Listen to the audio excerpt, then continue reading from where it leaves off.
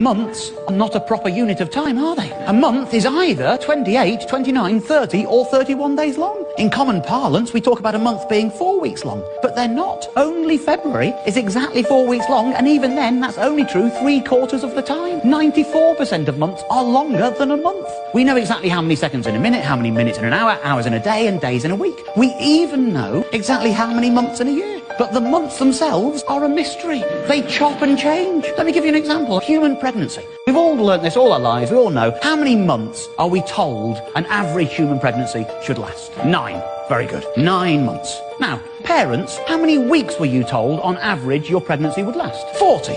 40 weeks is 10 bloody months, isn't it? You spend your whole life as a woman thinking if you get pregnant it'll be 9 months, and then you get there and you discover it's actually 10. You've been conned, haven't you? Let's look at the year. How many months are there in a year? 12. Exactly. How many weeks are there in a year? 52. Good. However, well, 12 times 4 is 48, and 52 minus 4 is 48. It doesn't take a genius to work out we've got 4 extra weeks. And what do 4 weeks make? A month. There are actually 13 months in a year. This is outrageous. This is absolutely outrageous, and I have a solution. I have reformed the calendar.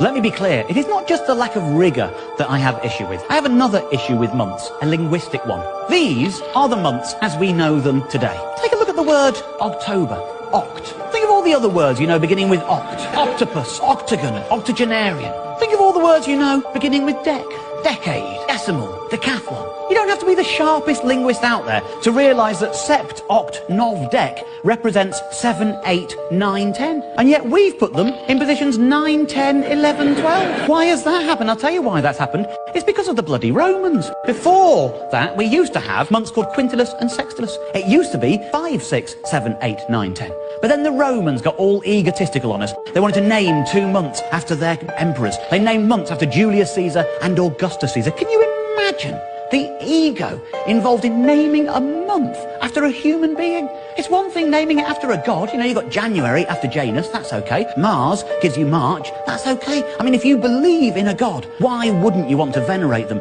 by naming something as fundamental as a period of time after them? That makes sense.